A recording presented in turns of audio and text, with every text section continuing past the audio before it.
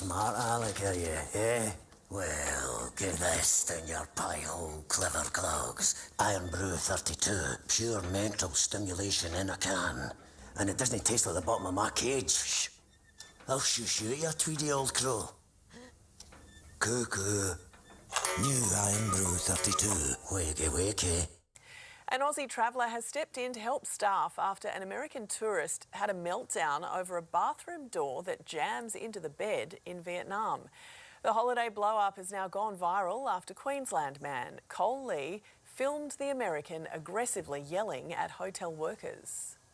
You open up the door to go to the bathroom, it's jammed against the bed. I have to go in sideways to get into the damn bathroom. Excuse me, I'm talking, don't be rude. In Australia, they just knock you out if you talk to someone like that. I could go on and on and on, but it just... Please don't, no. Yeah. The deadpan delivery has racked up thousands of views online, with social media users praising the Aussie for his response. We've all met a traveller like that, haven't we, at some point? Obnoxious. Yeah. So obnoxious. American travellers. They're right up there. Definitely a different group to a lot of the more chilled out ones. The Aussies. Dad, this is my new boyfriend, Jeff. Nice to meet you, Mrs. McGee.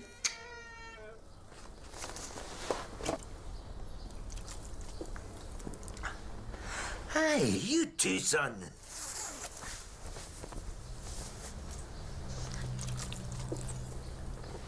So, any plans? Just gonna take Wembley here for a walk.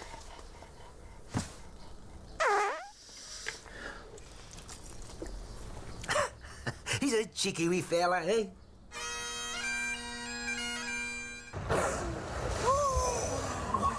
Well in the distance at first, off the west coast of Gambier Island, something about a small flotilla of humans caught the attention of this inquisitive group. They're coming right for you guys. Like, they are there. Yeah. And they are there. Oh my gosh! As the pod made its way closer and closer, this group of friends and family enjoying a yearly reunion decided they'd better get closer and closer. We were all in the water, so we're getting out of the water. Joshua Lapine, like so many others, pulled out his phone, and what he captured was remarkable. What? You saying hi? Look at that. As soon as they got really close, one of the lead whales started to flap its side fin as it went right by us. I don't know why. I'm actually curious as to why. There are many theories why whales slap their flippers. It can be communicating, hunting, scaring prey, or playing. Remember, the orcas approach the humans. And did you notice? There are some youngsters, too. Especially the baby one was really kind of hopping around, and it was almost like it was riding the back of a larger one. Now they're just showing off. This chance encounter or visit lasted about 10 minutes. A breathtaking show, even for those who have seen their fair share of wildlife. You're seeing humpback whales, you're seeing orca whales, you're seeing sea life come back that you've never seen before, especially in the last, I'd say, 6-7 years. I've spent a lot of time in these waters, and I've seen orcas before, but I've never seen behavior like that.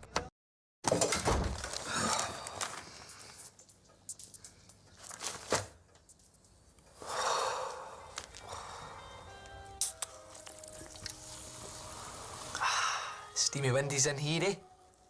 Nice rug, Mum. It's hot on the inside of a cheese toast in here. Do you mind?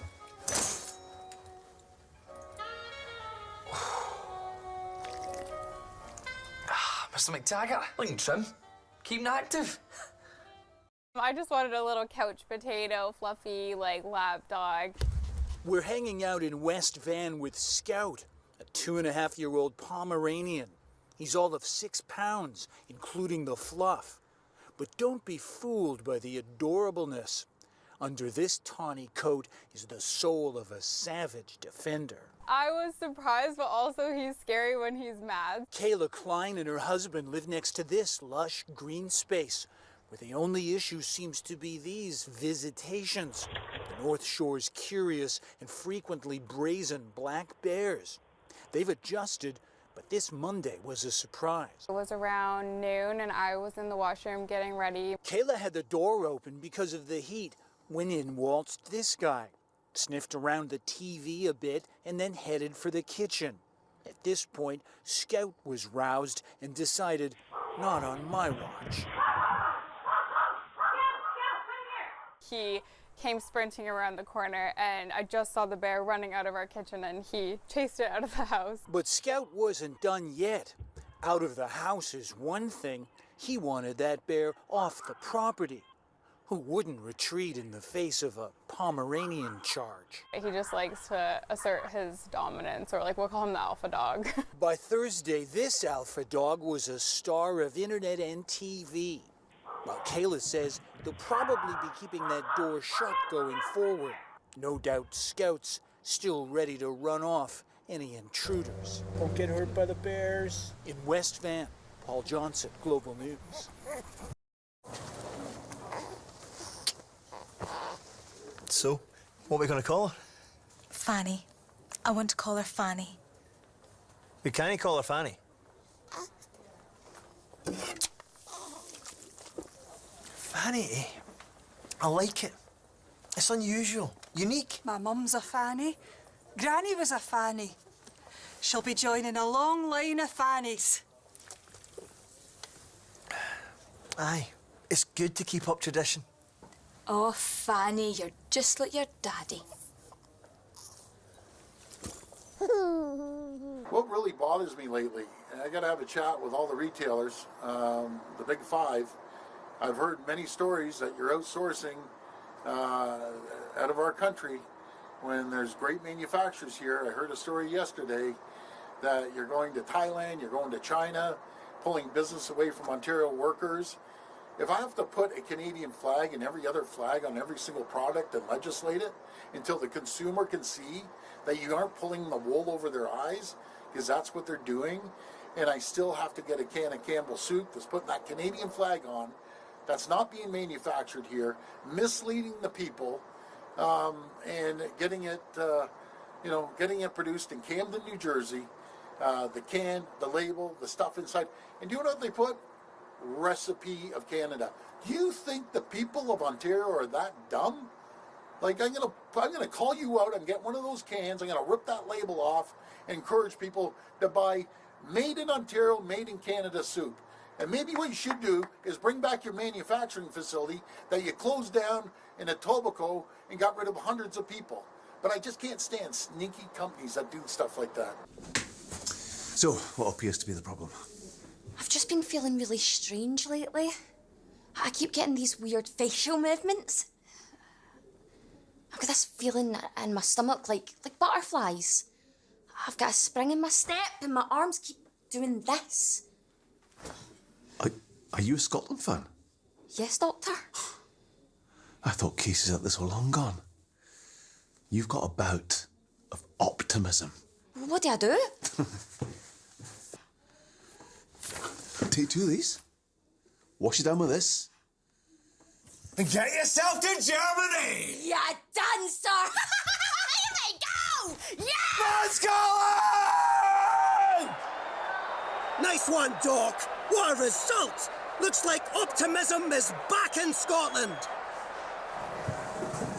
Mr. Andrews? Tonight, KHOU 11 confirming the owner of Trump Burger Restaurants, which has several locations in the Houston area, has been arrested by Immigration and Customs Enforcement and now faces deportation. ICE says Roland Biani, a 28-year-old from Lebanon, overstayed his visa after entering the U.S. back in 2019. He was taken into custody in May and is now out on bond as he awaits immigration proceedings.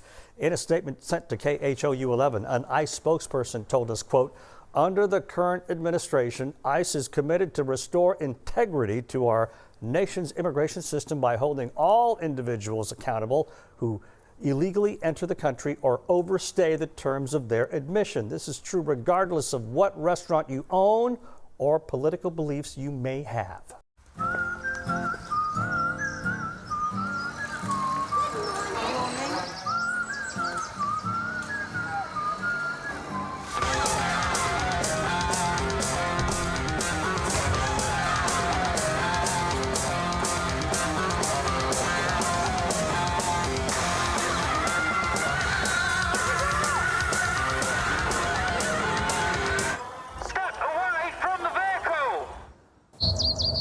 he ever imagined seeing something magical, Steve Macbeth installed security cameras to be purely practical. Able to see who's been wandering around your place. This cat visits pretty much every night. And Whenever the camera's triggered, Steve immediately gets a notification on his phone saying if it's a human or an animal. all sorts of critters are constantly moving past it. But there have been a couple times when the camera captured people. The person that walked through the front yard had actually done some break-ins that same evening. So when he got a similar notification the other night, Steve feared the worst. And it said that it saw a person. And what was the person doing? Well, it wasn't a person. And it wasn't one of the usual animals either. It was unlike anything I've ever seen before. It appeared in the left corner of the screen, a bright white dot that suddenly turned and flew straight at the camera. It looked kind of humanoid. It looked, Steve thought, supernatural. Like it was a shimmering silver color. A fairy. Yes, exactly. Yeah. While that magical moment was quickly replaced by a mundane explanation, it was still wonderful. I just thought that other people would have a kick out of it as well. So Steve took the time to post the fairy video on his local community page. The very first one was a guy that said a rolled-up newspaper would take care of that. But after that, more than a couple people mentioned Tinkerbell. Hundreds expressed their gratitude, and tens of thousands watched the magic unfold. Just stunned with the response to this. But even better is seeing this video of one of his granddaughters, Isabel, watching the fairy footage for the first time, in awe.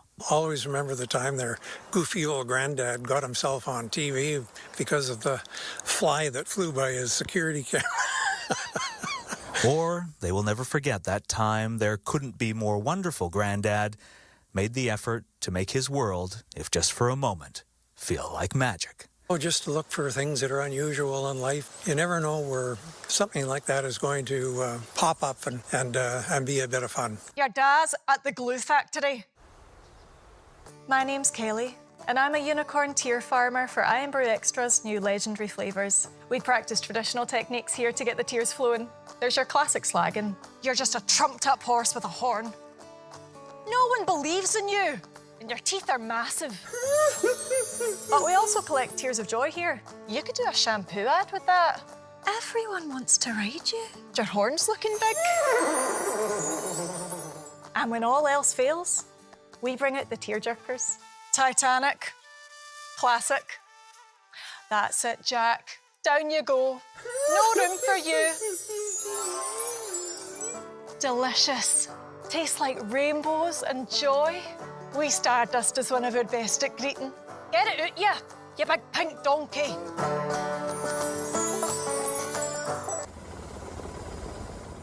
The story of adventurer Christopher McCandless has inspired people to find themselves in the wilderness for more than 2 decades. But the wrecked bus, made famous by the 1996 book and 2007 movie Into the Wild, based on his life, was airlifted from a remote trail outside Denali National Park in Alaska on Thursday. Alaska officials said that too many people were putting themselves at risk trekking to the remote site where McCandless died of starvation in 1992. Over the years, several people making pilgrimages to the bus became injured or stranded themselves. 2 even died, drowned in river crossings. In April, a stranded Brazilian tourist was evacuated, and in February, 5 Italian tourists were rescued. Local Mayor Clay Walker called the bus removal a big relief. The ultimate fate of the 1940s-era bus is unknown. In a statement, the Department of Natural Resources said it is being kept in a secure location, pending a decision about its disposal. Have you heard?